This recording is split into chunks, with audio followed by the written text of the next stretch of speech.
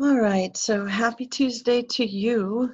It's cold here in wherever I live at my house. Hopefully it's warmer at yours.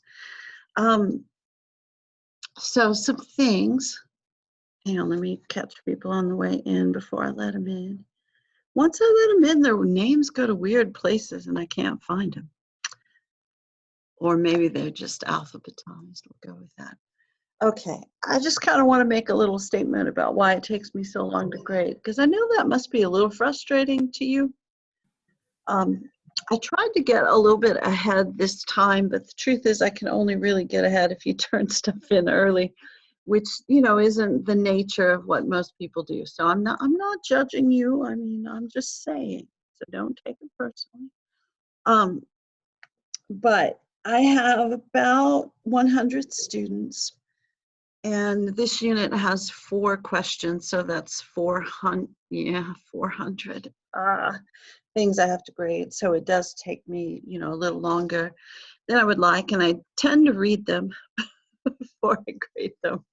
So that's why it takes a while. It's also, I do put comments in the rubric comment section, so hopefully that will help you. I think for your class, well, almost all of question 1 actually is question 8, but the first question from unit 3.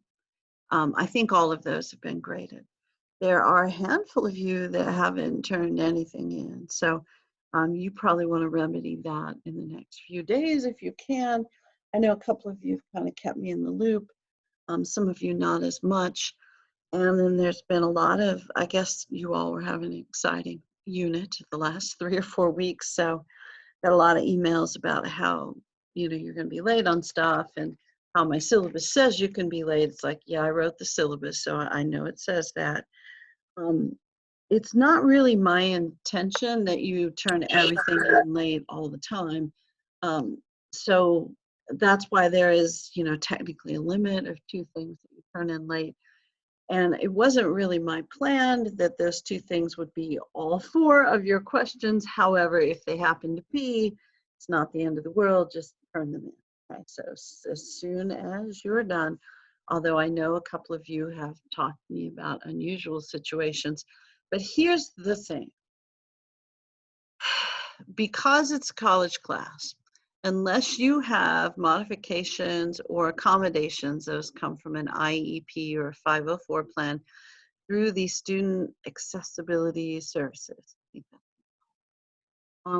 I have to give you the same opportunities that I give everyone else in class. So I have to treat you all the same way. So what I'm saying is, if I let one of you turn in every single assignment from the entire class on the last day of class, then I would have to let all of you do that. And if you're wondering, like, are there people in that situation? There might be a couple of you. I'm just saying, most of you are not, of course. I'm just saying, keep up as best as you can. Also, I did notice a couple of people's assignments counted late, and to me, it was funny, and probably wasn't funny to you at all, but they were due at 11:59, and a few of you turned them in like at 11:59 and 6 seconds, and the program counted them late. I was really impressed with that. It's like the program was in the military along with a few of you or something.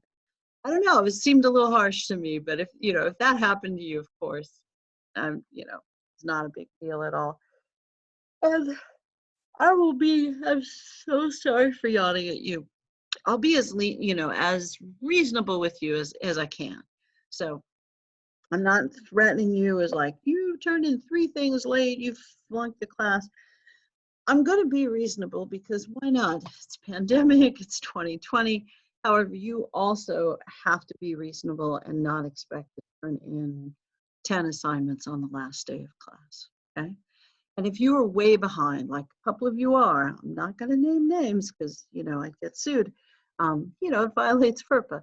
But there are some of you that haven't turned in things from the first unit. So if you're in that spot, you need to start with the most current stuff. So if you are behind and you're behind on something in each unit, start with unit 3, get those things caught up. And then, you also need to assess, is it possible for you to complete everything and pass the class? I think the last day to drop the class is Thursday. So you have to make that determination pretty quickly, okay? Other stuff. Oh, so this unit, all the stuff's due December 11th. However, you may have noticed already on the assignments, I put a suggested submission date. It will make my life, and therefore your life, much easier if you don't turn all of these in on the due date. Because this will give me a chance to grade stuff ahead of time. You'll get your grade faster. You'll know where you're standing, that kind of thing. I'll get the sleep the weekend before grades are due. I'm older, I need my sleep, so that would be good. So you'll notice suggested due dates on the next 3 questions. And if you can follow those, that would be amazing. It is not a change from the syllabus. You can still turn everything in at the last minute. However, it'll make the grading a little easier for me if you can turn them in one at a time. And honestly, it'll make your life a little easier too. All right, let me check the chat, sorry. Yeah, it is cold. This is not why I moved to Texas, but I also understand this will last like 2 days and then it'll be 70 again. Actually, it'll be 70 this afternoon. So, what are we complaining about, right? We're just not used to it. And then the book review, yeah, that is due on the 30th. And somebody emailed me like 3 books they were thinking about reading, and I forgot to email them back. So sorry if that was you. And I'll try to get that done between classes today. For some reason, I forgot. I'm sorry. I know why I forgot. But, all right. And my other job, I have grading due this week as well. So I'll be grading every day. My hope really is a question a day. However, I'm gonna, we'll see how that goes. So hopefully get started on the second question today and maybe finish it tomorrow. We'll see. Hopefully by Friday, I'll have everything done. All right, let me share some stuff with you. Oh, and book review. It is 100% completely acceptable for you to send me a draft of the book review or your weekly question, because somebody asked that last week, before it's due and say like, hey, does this look good? Now don't submit it because then I think you've submitted. So email it to me and say like, hey, look at this and tell me if I'm on track. For the book review, the only danger of that is if I tell you you're not on track and you don't change it, I'll go like, why'd you even ask? But it's not a huge danger, it's just a little danger. Also, if you want feedback on the book review, don't send it at 11:30 on the 29th. Try to give me a day or 2 to look it over. Next week, we don't officially have classes.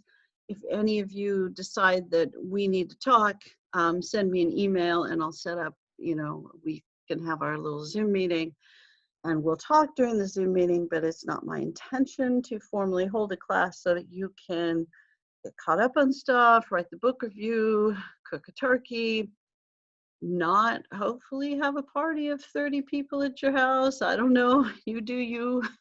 But I've heard there's some extra virus spreading around, so. And they're closing schools again, so maybe stay home and eat the turkey by yourself, but I don't know. You take care of that. All right, let me show you the questions. I know that they're posted. I think they're posted. I tried to post them. My screen and I are not doing well today. All right, sharing screen, weekly questions. Okay, and kind of interesting because these last 3 chapters kind of pack a lot of stuff in there. Now, this next chapter really is not all about Reagan, but the question is about Reagan. So I've got a Reagan question, a book question, Obama question, Trump question. And I will try my hardest to make the list of things for the quiz by Friday, but what a week. You guys are probably having a similar week as well. So analyze the success of Reagan's administration, both foreign and domestic policy. That'll probably be more of our discussion on Thursday. Explain why he left office, popular with the public despite leaving an enormous national debt, although we'd love to have that one back now. And then the second question is Bush, inaugural address, American God in the world to protect, not to possess. defend and not to conquer, and then some 9/11 stuff happens, and maybe. So agree or disagree with this statement, and typically that's kind of an interesting question for me to read. And the third one, compare Obama and Trump's presidential campaigns. I was really talking about the first ones, for Trump, but you can add the second one in because we've seen it, and describe similarities and differences. And we'll talk specifically about these when we get closer to them. But the thing that I continue to be concerned about for some of you, when you answer the questions, you talk very generally. I need to see specific examples to know that you learned something, you looked at the book, that sort of thing. Okay, so we'll talk about some specific examples that you could use probably on Thursday. All right, check in the chat.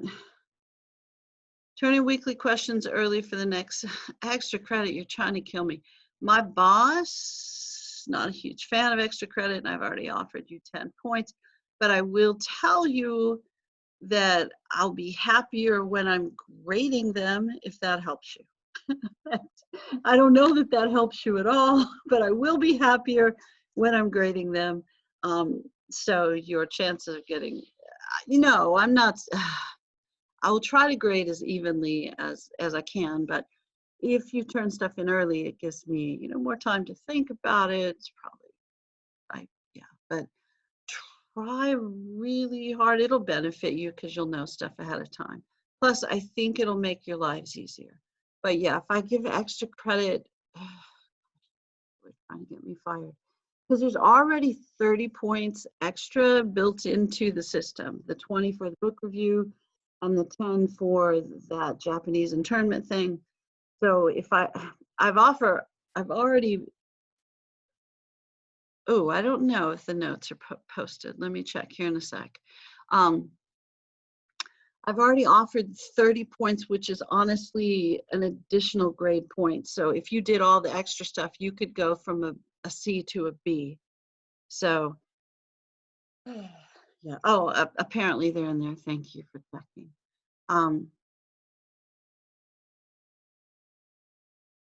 And as far as, oh goodness. Yeah, I'll go back and check email. I know I've missed a couple people's emails, so I'll try to check up on those. I'm probably like you are right now, where I'm probably literally getting 100 emails every day from various sources. And yeah, I'm between work and volunteer stuff and the other job, and yeah, I'm like you as well, so I'm sorry about that. But I'll go back and try to catch up on email, and feel free to resend it and go like, hey, check this out. And if you turn stuff in late, it does pop up when I start to grade. It'll, I can click on a section that says stuff you haven't graded, not exactly what it's labeled, and then it shows up in there. So, but feel free to email me, and if I haven't answered your email, send it again, please. Okay. All right. Notes. We should probably get started, shouldn't we? But book review questions, if you want me to look over your stuff, feel free to send it. Give me a little bit of time. My assumption is you'll work on your book reviews next week while you're making that turkey, which you're probably eating by yourself. Sorry. But, all right. But don't eat the whole turkey, because then you'll fall asleep. You know what I'm saying? I had to go to a conference this weekend. They gave us turkey sandwiches twice. And I really do think there's something to that tryptophan. Yeah, I think that might be. All right, let's see if I can find the notes. I think these are in the course documents section. They're probably, you probably got to scroll down some to find them. And seems like this is where Dr. Foner's organizational strategy becomes a little bit less chronological, but not completely. And we really, I kind of think between 25 and 26, they maybe lose Vietnam in there a little bit. So that's part of why we have this little bit of review of Vietnam. Sorry that I'm scrolling down. So we've got Vietnam and Nixon today. The Ford Carter thing will go pretty quickly, which may seem unfair to Carter. And then, so next time we'll probably talk quite a bit more about Reagan. So, but we'll probably get through Nixon, Vietnam and Nixon today. We'll see. All right. And God, none of you are old enough to remember any of this stuff yet. I know I used to get excited in in-person class when people would tell me they remembered Ronald Reagan. It's like, dang, I'm old. The president when I was born was LBJ. LBJ. So I don't remember LBJ as president. I do remember him as post-president, not for long. He doesn't live a whole lot longer after that, 6 or so years. And then the president I do remember is Nixon. I don't know why I remember stuff like that, but I do. All right, 1968. I know we've talked about 68 before. That is a profoundly difficult year. I would encourage you, once the world is semi-normal again, to go to the LBJ library, at UT. And they have these halls where you can walk through like the different years of his presidency. And that hallway with all the 68 pictures was just, to me, as somebody who had no memory of 68, I was born in 66, but historical memory, because it's my job, was super depressing, because 68's just crud. There's just nothing good that happens in 68, except, as you know, my brother Jeff was born. So I may have to tell him to watch this lecture so he can see that I tell people that was the best thing about 1968. So aside from Jeff being born, who really is a lovely person, 68 is just terrible. It's just bad. Martin Luther King Jr. is killed. Robert Kennedy is killed. We've got the Tet Offensive, which we mentioned a little bit last time, which is where the Viet Cong, the civilian forces for North Vietnam, Communist forces, People's Army, take over the major cities in the South. And technically, yes, I'm aware it is a military victory for the South, because they regained stuff and, captured people and that sort of thing. But it doesn't look like one. It's certainly a psychological victory for the North. It's a sign that the US government is not being honest about how the war is going. 68's the year we have 500,000 people at one time in Vietnam, including 3 of my uncles, as we've mentioned before. LBJ is pretty bowed down by this and says he's not going to run for a second term. And the country's a mess. And it might compare in some ways to the way the country is now. The country seems a little unsettled right now, to say the least, probably. But I think 68 was probably worse, but neither of these experiences have been good. But I say that about 68 because there are riots in dozens of major cities. The National Guard is everywhere. It makes the United States look like a war zone. So, it'd be like if what was going on in Portland or DC was going on in every major city. So it was pretty messy stuff. Recognizing, of course, that what we're going through now is kind of messy. And I know some of you are going like, yeah, well, they didn't have a pandemic. That is true. However, they did have the Vietnam conflict and those 2 major assassinations, which were big. So 68, a mess. And if your thought is, who can save us? It's Nixon. It's a rough year. It's a rough year. I'm just saying, no offense to Nixon at all. He's not listening, I'm pretty sure of it.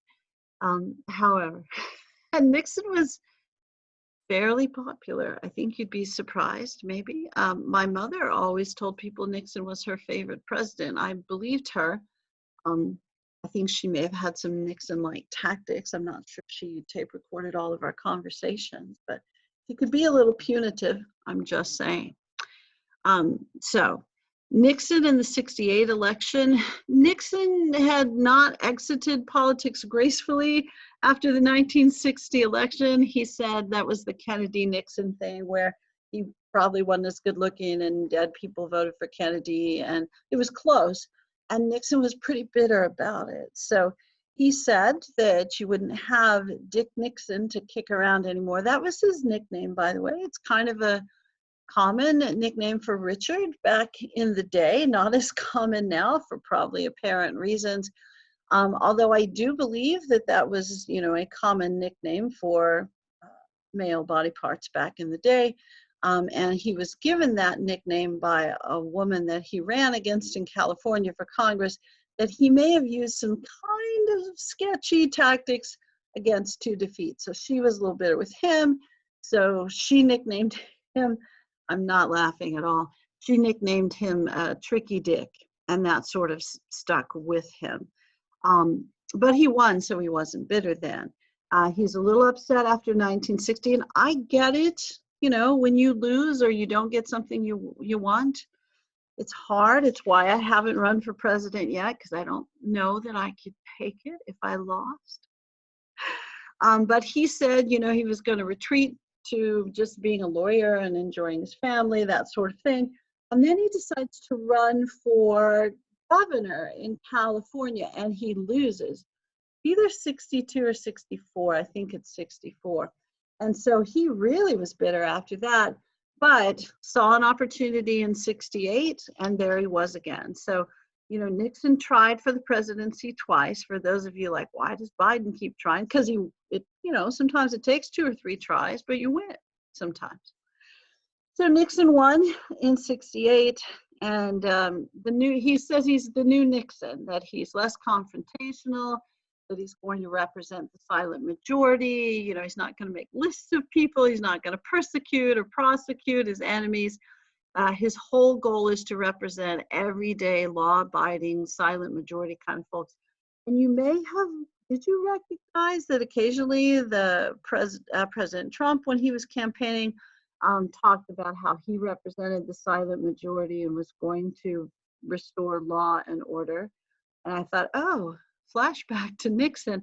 I don't know if that's exactly what his intention was, but you know, who knows? And the Make America Great thing, you'll notice that is kind of a Reagan thing as well. And you know, it could be that Trump is a big student of history. I don't know. But Nixon promised to represent the silent majority and to restore law and order, and the protests and the riots and the looting and that kind of stuff. He also promised to end our conflict in Vietnam with honor, that he would bring the troops home, that he would shift the fighting strategy, which he does do, plan an exit strategy, he definitely does that, and end the conflict with honor. It's like, that's your decision on that one. We can definitely quantify that he does the first 2 things. Vietnam, as we've mentioned 80 million times, 500,000 troops in country by 68, because LBJ's strategy focus was something called Americanization. And it wasn't that we wanted to make Vietnam like the United States. It was that we wanted to use US troops rather than Vietnamese troops to fight the conflict. We thought they were better trained, had better equipment, that sort of thing. Because, I mean, you know, our troops are great and they're well trained and they do have, you know, really fine material to work with. However, it's a different sort of conflict in Vietnam because we're involved in a civil war. So it's tricky stuff. So it doesn't work quite the way that we planned. Our thought was if we send that many people, there'll be overwhelming force. The people of the North will just say, okay, we're done. But it really intensified their commitment to find other ways, mostly, what is the right word? They had a lot of snipers. They had a lot of unofficial combatants, so civilian combatants that didn't wear uniforms. So, you know, what our military leaders would suggest is that it wasn't really a fair fight. And there certainly were just 2 different sets of rules, for sure. The UN forces followed mostly kind of, sort of UN rules, Geneva Convention, that kind of stuff, where the North Vietnamese, especially Viet Cong, folks followed a whole different playbook. Sent troops and supply trains outside of Vietnam, so they technically couldn't be attacked. Used lots of snipers, people who were non-uniformed combatants. So it was a guerrilla war, to be certain. So it's tricky stuff. I'm the last person that would suggest that it was an unfair. I have no idea. Most people in Vietnam, I think, probably just didn't understand why the entire world was involved in their country's conflict. We saw it, of course, as an extension of containment, a chance to stop the spread of communism. And the Chinese and Soviet forces saw it as a chance to extend their influence to a different part of the world. And the Vietnamese people, I don't know, man, they were just wishing we'd all leave and stop blowing up their country. However, there certainly were people in the South who did not want to become a communist country. So I think what I'm trying to say is this is pretty complicated stuff. And the entire world inserting themselves in this civil war did not make it any less complicated. So when Nixon wins, he says, you know what? We just need to get the US troops out of there. We can train folks, we can leave the equipment, the material. We will just let the Vietnamese folks fight the fight. So that way, they'll maybe have a better chance of knowing who combatants really are. Also, they'll take more casualties, that sort of thing. And we'll get out because it is a civil war, but we'll help because we don't want the spread of communism. And one of the things that you'll notice as we get a little further into Nixon and foreign policy is typically Nixon's foreign policy is pretty solid. The Vietnam thing, it's a mess when he got there. And some of the things he'll do, you'll probably go like, nope, that makes sense. And then some other stuff's like, that one looks bad. Most of the rest of his foreign policy, you go like, this is at least more rational than anybody's foreign policy in the entire Cold War. The Vietnam situation, it's tricky and messy. So getting the troops out, that's a very popular idea in the United States because people are tired of being drafted, tired of their family members being drafted. And with that draft, you also have a broader participation in military service. I mean, I think, and you guys can correct me if you have better statistics, but I think the last thing I read is the percentage of families who are directly involved in current military service, either they serve or someone in their immediate family serves, is about 1% of the entire country. So when we send troops places, President, Congress sends troops places, 99% of families are not directly affected, which is why some people think in the modern era, presidents are much more willing to send troops places because the backlash is smaller if, people get tired of doing, 6 tours of duty, that sort of thing, which apparently is exhausting and not good for your mental health. However, in this instance, a very, much larger percentage of people within the United States are directly affected by the war because somebody in their family has gone. And also, as we've already noted, there's disproportionate drafting of people of color and people who were poor. And for a variety of reasons, those two groups tend to intersect. The Democrats were very split in the 68 election about whether to stay in the war or to leave. So you have the pro-war part, Hubert Humphrey, the anti-war part, Robert Kennedy. Robert Kennedy gets killed.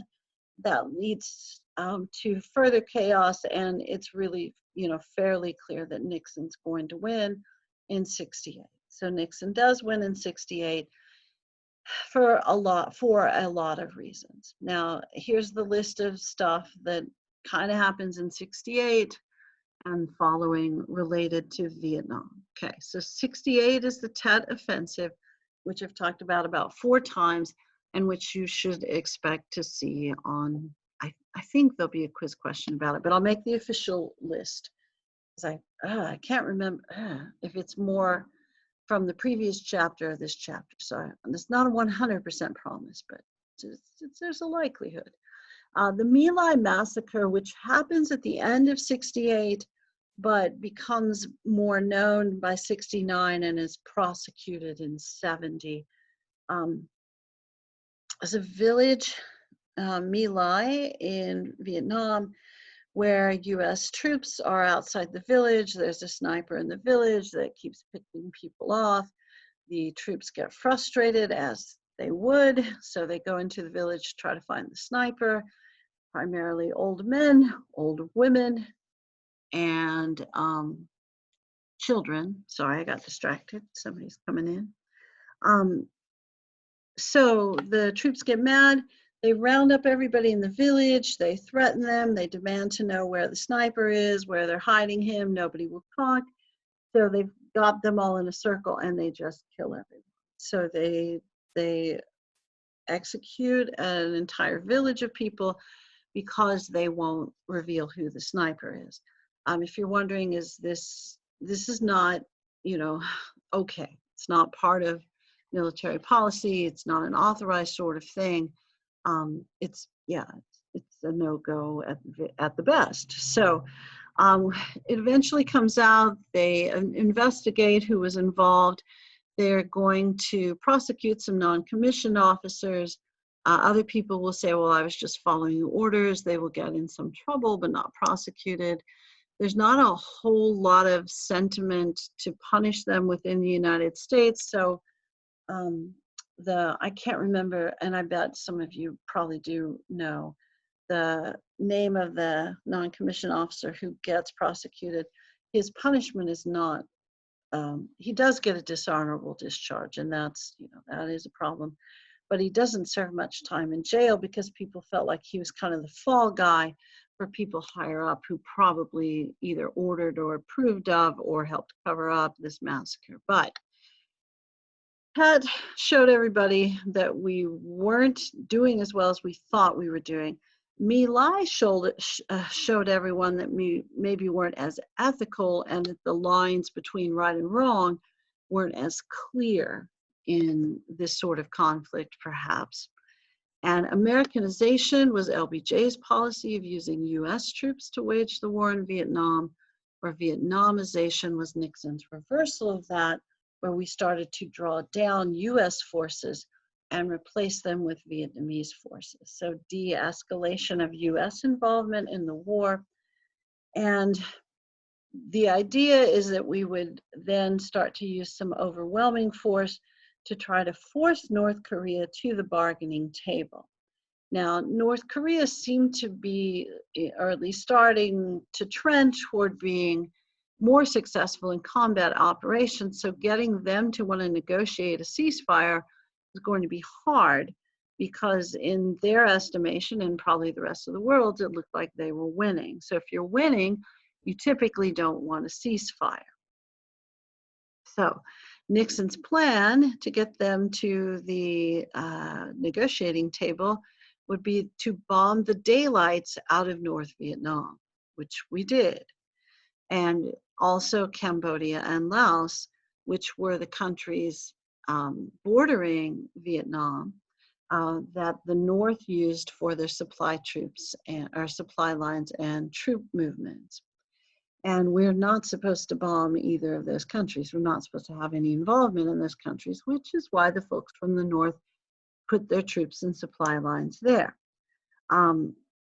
This creates a pretty strong backlash in the United States and leads to lots and lots of new protests on college campuses, the most famous of which being at Kent State and Jackson State. And similar things happen in both. Kent State is Ohio, Jackson State is Mississippi. It's a traditionally, historically Black college. And, students are protesting, and the National Guard is called into both of these campuses to get control. When I say protesting, because of news and stuff lately, you'll kind of get this. There are people who are protesting, holding signs, give peace a chance, handing out daisies, make love, not war, that kind of stuff. And then there are people setting the ROTC building on fire. So you have different things going on. Um, so while some of these things might, block your way to class and be, minorly inconvenient, others of these things burn down the ROTC building, which is a part of a public university at Kent State, causes a lot of pressure on the Ohio governor to get the campus back under control so that a bunch of overprivileged kids who don't even have jobs will stop burning down state property.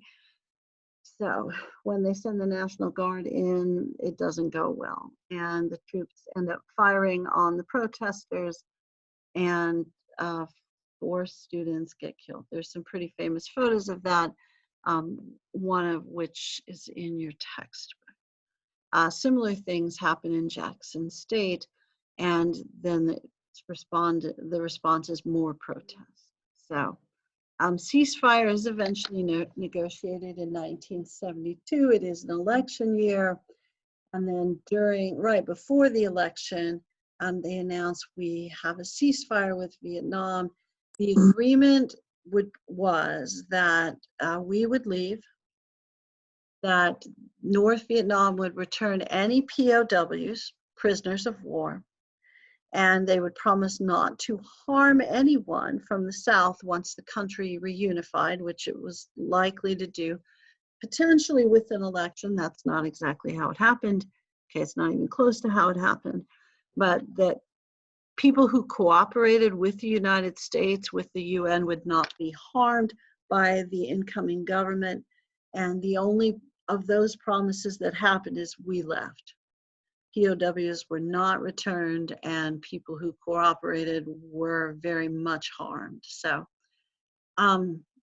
if you have friends or relatives, they'd be a little older now, who fought in Vietnam, it is very important to those folks to continue to fly the POW flag. I know when my last uncle who fought in Vietnam knew that he was not going to live much longer, the one promise he made my aunt make was that she would never take down the POW MIA flag. So, that was a hard thing for those folks, because they felt like in so many ways that their country had let them down. They were not received well. That will be my understatement of the day, when they returned home from war, and then they felt like the government didn't treat them well.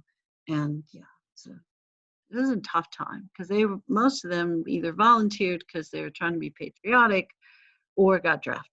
So if you want to look at a mismanaged conflict, I think Vietnam is probably, if you ever want to study one, I think that's probably it. I know, oh crud, I can't remember the name of this fellow. He was the head of one of the military branches during Vietnam, and he was the honorary chair of the fellowship that paid for my master's degree. And he was explaining to me, crud, I need to go back and look up his name, that of course from his perspective, the reason that the Vietnam conflict was not successful is that it was the first war that was really run by politicians rather than the military. And if they'd let the military just go in and do their jobs, it would have been different. And I think one of the problems with this war is that nobody could adequately define what the goal of the conflict was. I'm checking the chat. Okay. All right. You put in a picture of some sort? Okay. It says I have to download it. Can I download it? I'm trying. Looks like I can.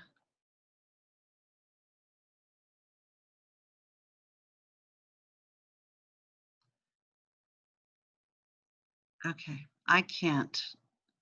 Oh, yes, maybe I can. Okay. All right. We'll see if it shows up. And if it shows up, I'll share it. Unless it's, Okay. Sorry that I'm slow here.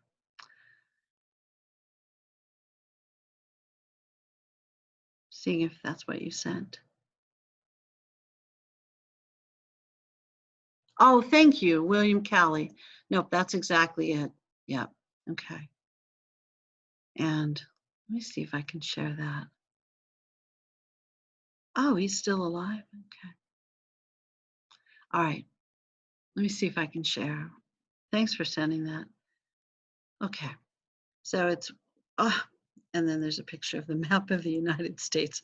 That is not what I intended. So that's what Lieutenant William Calley led Charlie Company's 3 platoons responsible for numerous killings. Only soldier convicted at My Lai. Sentence was reduced, served 3 days. Yeah.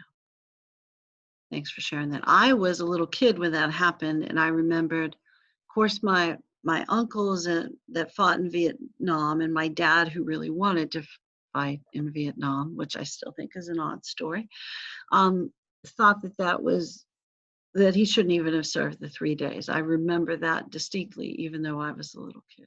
So strange times, really strange times. All right. Do you guys have other questions or comments? Thanks so much for sharing that. I don't know. There's so many things to remember, aren't there? And as we get older, someday you guys will be as old as me. Hopefully even older, right? Okay. So, when we're out, people are just tired of it. It's like, you know what, we were there too long. It's 15 years by the time we're completely out. It's like, it's kind of the way that maybe some people feel about troops being in Iraq and Afghanistan at the moment. So the troop numbers are not as large, but it's probably people who are serving over there their 4th or 5th time as well. And that was starting to happen toward the end of Vietnam. All right, so when we get out of the Vietnam conflict, it's not exactly with honor, but we're out, and I'm not sure that, people, it was controversial. It was controversial, although people were tired of it on both sides. So Nixon, the rest of Nixon's foreign policy, you'll probably like it better. You don't have to, but is often referred to as détente, which is apparently a French word. It is definitely a French word. And it really just kind of means talking to each other. What Nixon will see, the way Nixon will see the Cold War, is really more as something to be managed rather than won. And that's going to really affect how he manages it. He also will have an advisor, Henry Kissinger, who is sometimes Secretary of State, sometimes National Security Advisor. And he conducts the foreign policy that he and Nixon devise. And he uses something that's typically called shuttle diplomacy, where he flies back and forth from one country to another, and then eventually arranges meetings between leaders of those countries and gets results that probably were unexpected and unexpectedly good as a rule. One of those results occurs in part because Kissinger and Nixon arrange a couple of interesting visits for the president. One of the places the president goes is China.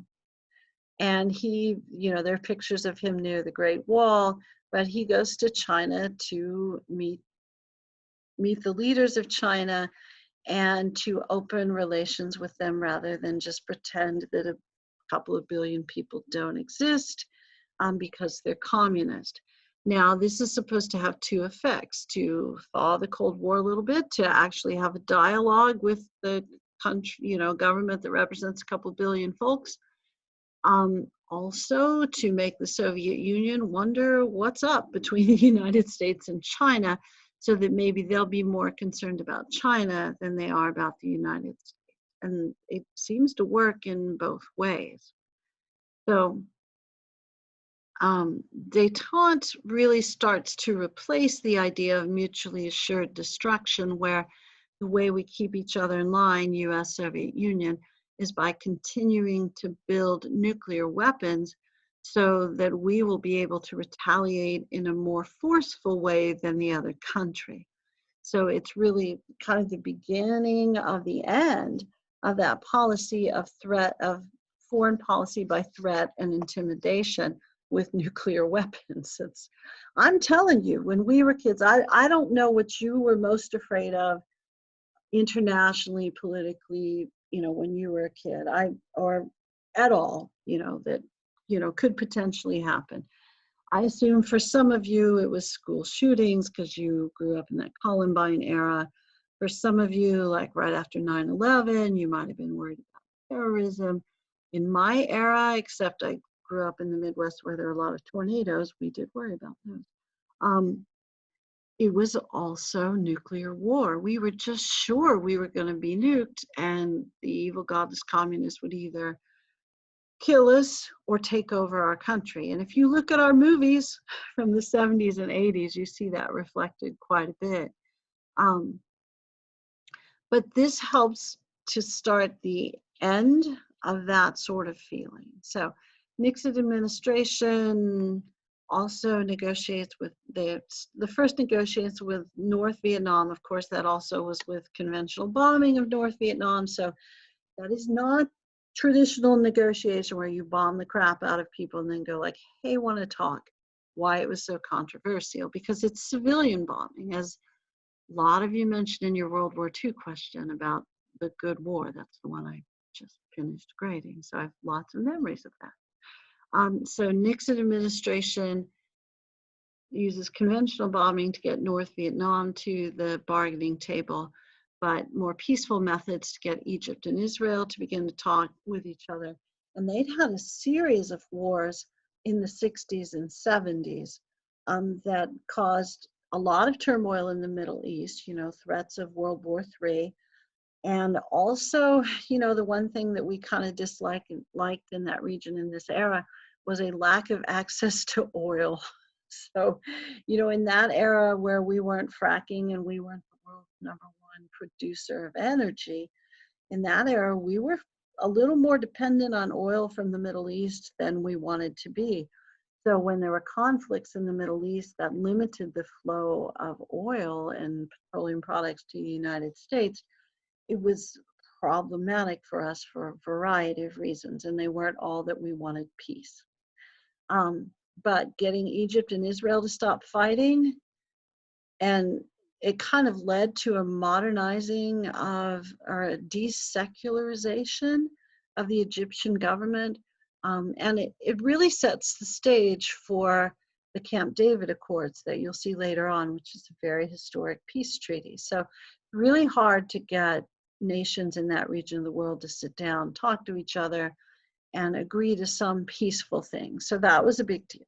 Nixon also then goes to Moscow to meet directly with Soviet leaders. And so the idea that we can negotiate with you even when we don't necessarily like you or your worldview kind of reopens in part because of Nixon's diplomacy.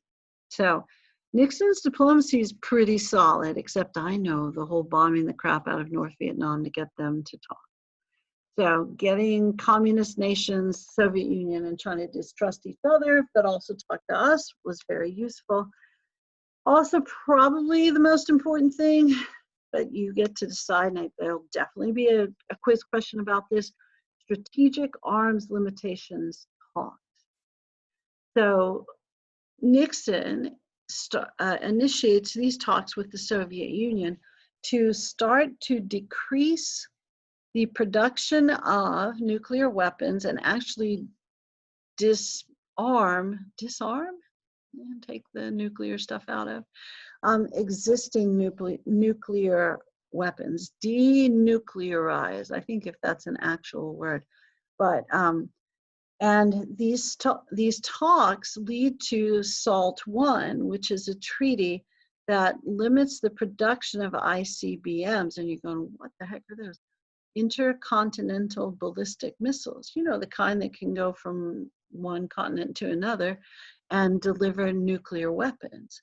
So this would be the way that we would nuke each other. So we decide we're going to stop making those. We're going to start limiting the production of those. And this is really the first actual disarmament treaty, I think probably in our history, that's kind of legitimate. And some of you are going like, I read the textbook. I know, you know, in the 20s we had lots of disarmament treaties. We did. But in almost all of those treaties, we agreed to stop building battleships we weren't going to build anyway. So pretty typically when we entered a disarmament treaty, we agreed to stop building some sort of weaponry that was obsolete anyway. ICBMs were the thing. I mean, they were modern, up-to-date, current. They were the nuclear weapon delivery system. So when we agreed to stop producing those and then to dismantle or disarm some of those, that really was a big deal. It really was. Okay, so there you go. Nixon, doing work there. Good job, Nixon. We won't get to say good job, Nixon, a whole lot, but you know, most people do think the foreign policy was pretty good. I remember, because you know I'm old and weird, when President Nixon died, former President Nixon died, and they had his funeral, and I watched it televised on I can't remember what channel. It was one of the three major channels. It wasn't a news channel then, but it was one of the three major channels. One of the commentators, a very famous American historian, a guy named David McCullough, who still writes today, although he's pretty old, and he was almost angry that people were saying such good things about Nixon because, you know, he was coming of age really as a professional historian during the Watergate era. So he's not a huge fan of Nixon. It's like, I don't even know why people like Nixon. He was almost angry about it, but foreign policy is one of the reasons. It is. Okay. Plus, we do tend to forgive people after time. It's just the way we are. You know, it softens over time, I suppose.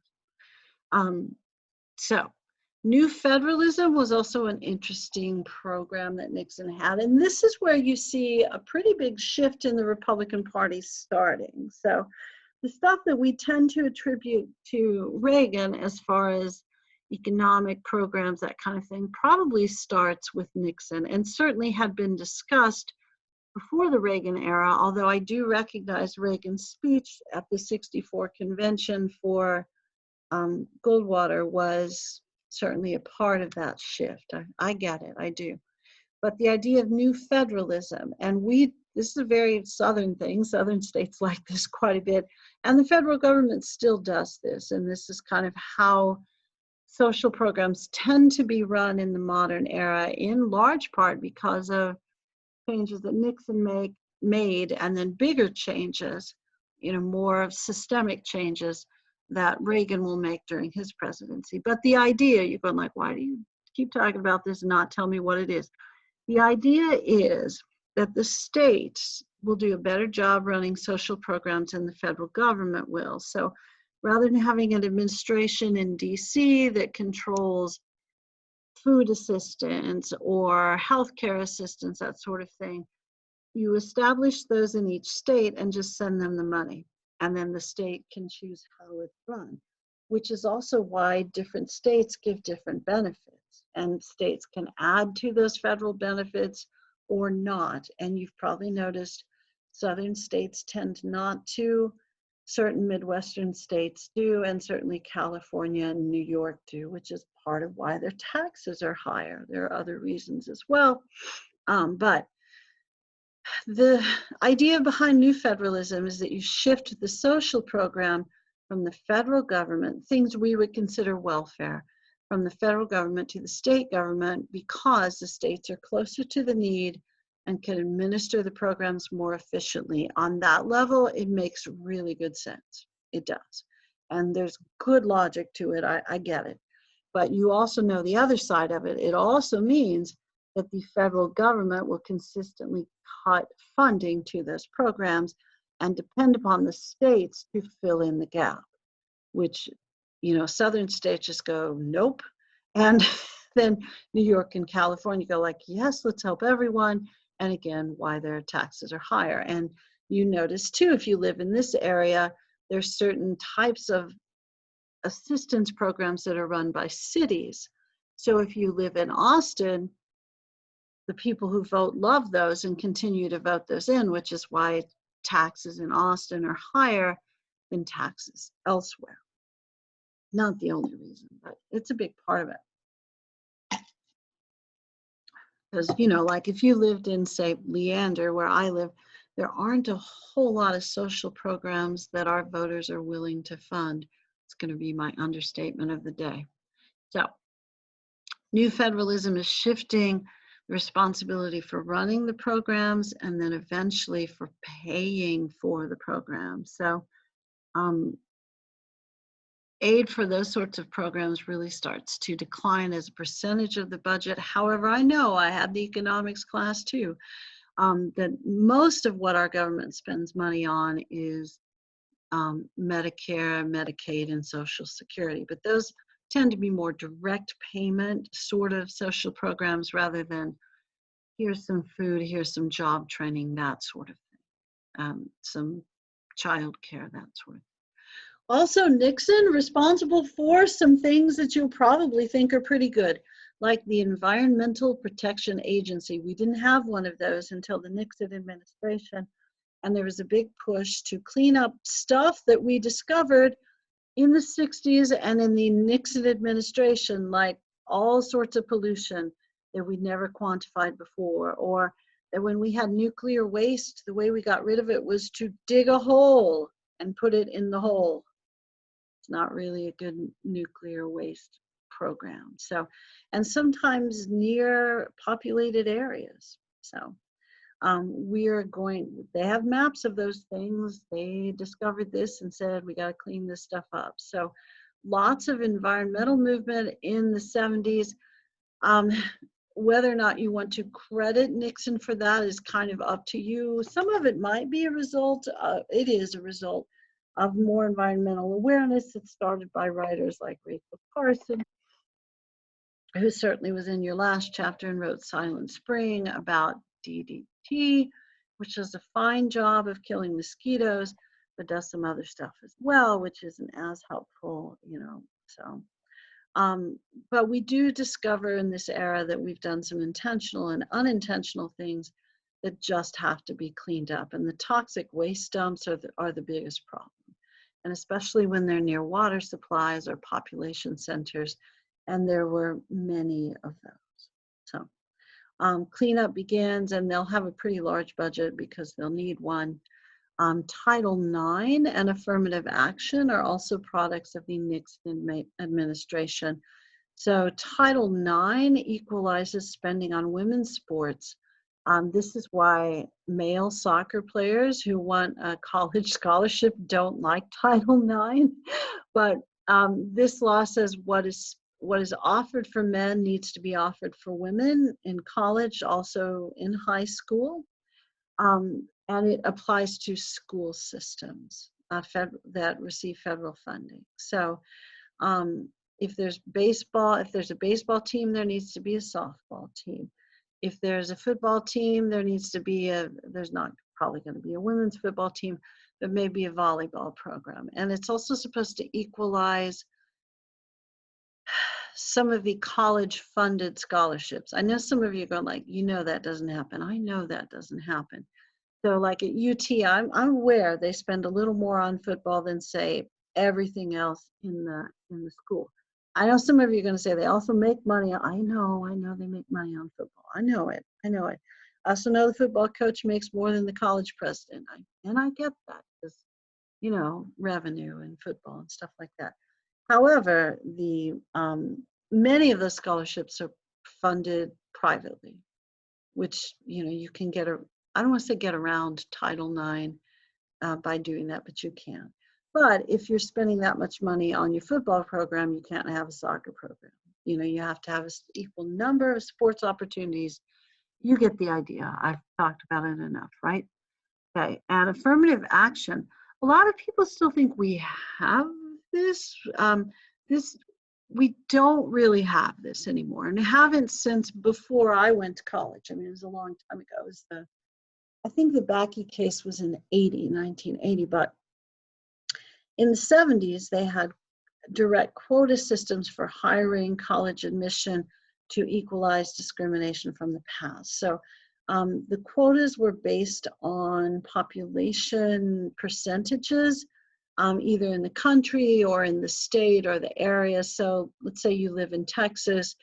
If 40% of your college students aren't Hispanic, then you've done something wrong because 40% of your population is Hispanic. It would be that sort of idea. If 51% of your employees aren't female, then you need to hire more women because 51% of the population is female. If, 12% of your employees aren't Black, then you're not following population guidelines. And they were allowed in the 70s to set specific numbers. So like if you had to hire 100 people, 51 of them had to be women, 40 of them would need to be Hispanic, 12 of them would need to be Black, 7 of them would need to be Asian, at minimum. So the numbers part of this gets declared unconstitutional. The idea of it still applies in varying ways, but not in as strong a ways as it did in the 70s. And if you're wondering, is that because we decided that historic inequities had been solved? No, it is not why. It's because a white guy didn't get into medical school and he had a higher MCAT score and some other stuff too. So he sued and won. And so it changes how the law is applied. Now, I think this is tricky stuff. You don't have to think you think whatever you want. God bless America, right? But I think it's kind of tricky because, the purpose of establishing quota systems was to correct historic wrongs that lasted for longer than, a 10-year period. Other people are going to argue, and I wouldn't disagree with them, that this is probably not the best way of going about correcting those wrongs, but it was an acknowledgement that for most of our country's history, people could say, like, I only want to hire white men, and they did. And I also recognize that for a long time, our country is majority white and that the workforce is majority. I get it. I'm a history teacher. I know the realities of this, but the idea that we're starting to acknowledge some racist policies of the past, whether you consider them to be policies or systemic or whatever, this is the era where we're starting to say we've got to fix that. And that happens during the Nixon administration. Now, am I going to tell you Nixon's a huge proponent of all this stuff? I don't think that would be a historically accurate thing to say. I am going to say it happens during his administration and he didn't block it. There are going to be some things that happened during the Nixon administration that might lead to that part of the Democratic Party that in the South that traditionally favored Democrats to switch to Republicans. So this is the era where you can answer the question, why did the racist folks in the South switch from being Democrats to Republicans?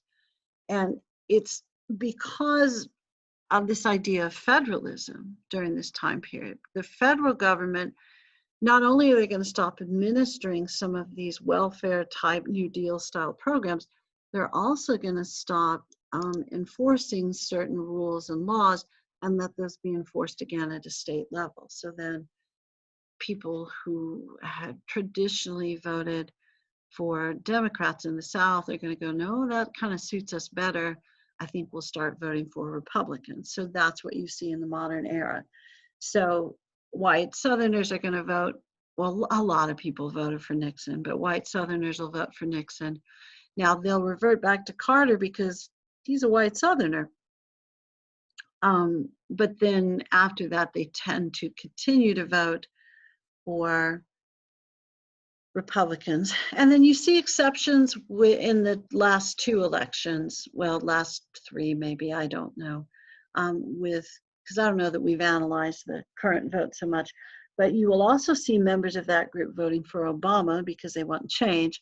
And then they vote for Trump because they also want change. Clearly not the same kind of change. All right, I feel like I'm going to have to stop pretty soon, and we haven't quite gotten to Watergate. So I'll give you kind of the preview of Watergate. I didn't realize it was going to take this long. Sorry, I had a little Nixon moment there, didn't I? But honestly, Nixon's almost two-term president. He manages Vietnam. The foreign policy is quite impressive. and then Watergate, which is also probably impressive, but in a slightly different way. So Nixon's big and complicated and historically crucial and all that stuff. And I know what you're saying right now. If that's true, why did you ask your question about Reagan?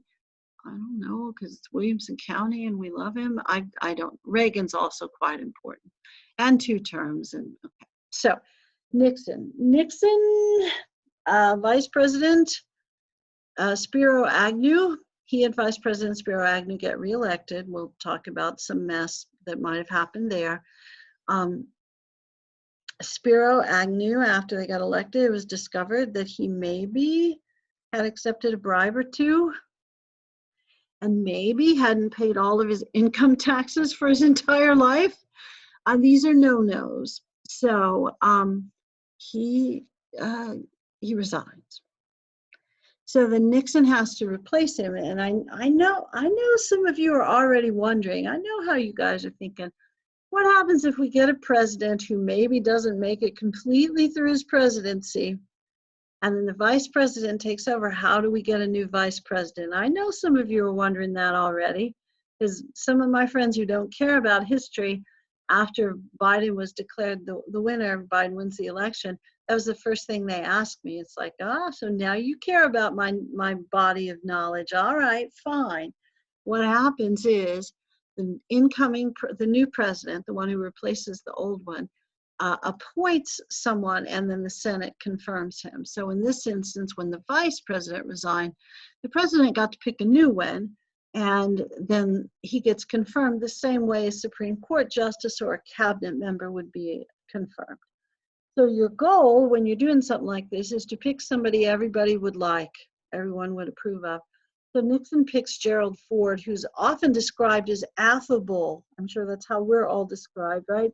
Everybody likes him. This is kind of my quick definition of affable. So everybody did like and respect Ford. He's a good lawyer. He'd been a football player. He's a smart guy, gets along with everybody, kind of good at compromise, that sort of thing.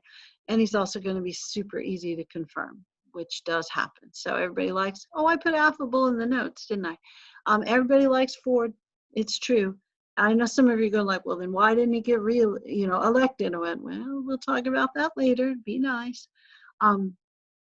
So Ford is vice president, and then Congress starts to investigate a break-in at the Watergate Hotel and Office Complex. And again, if you watch Forrest Gump, and never to denigrate Forrest Gump, because I know you love him, he wasn't real, although one of you told me last time, but he's based on a real person. I believe that. But Watergate wasn't discovered because Forrest Gump saw it.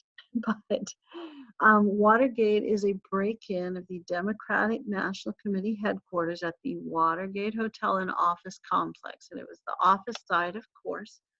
And this was a group of people called the Committee to Re-elect the President, or CREEP, who worked indirectly for Nixon. So Nixon didn't tell them to do this, but they did it on his behalf.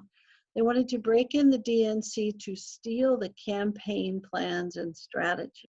So now you could just hack into a computer, but in those days you had to literally physically break in. So the group of people gets caught. They don't really have any ID or anything on them, which of course was planned, but one of them has a little spiral flipped notebook, and it has some phone numbers. The police call one of the phone numbers, and it's the White House switchboard. So then they know, like, we got something unusual on our hands here. And so those guys get arrested, and it's during the campaign, and it's kind of glossed over. And it's not, I don't know if it was fake news, or, I was around back then, but I wasn't terribly politically astute at age 9. But I think it's just because there's so much else going on, this is, 72 campaign. I was not 9, I was 6. I was definitely not politically astute at age 6. But, we've just announced that we've got a ceasefire with Vietnam.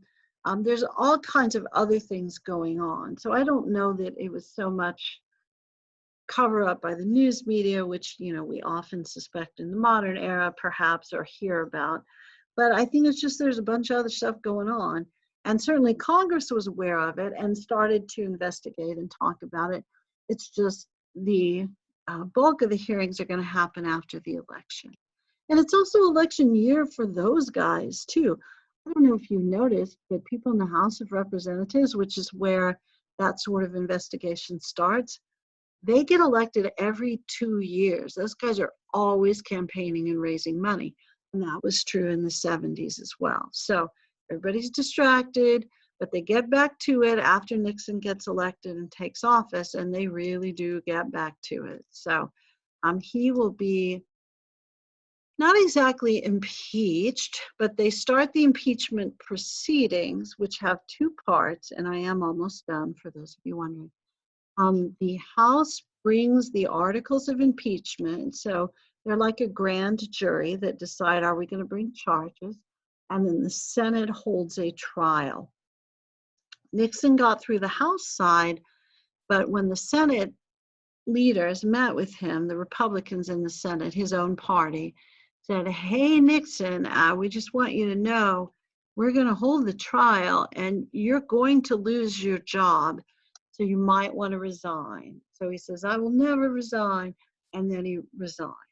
But we will talk about all the details of that next time, because I really don't think 6 minutes is an adequate amount of time for me to cover all of Watergate.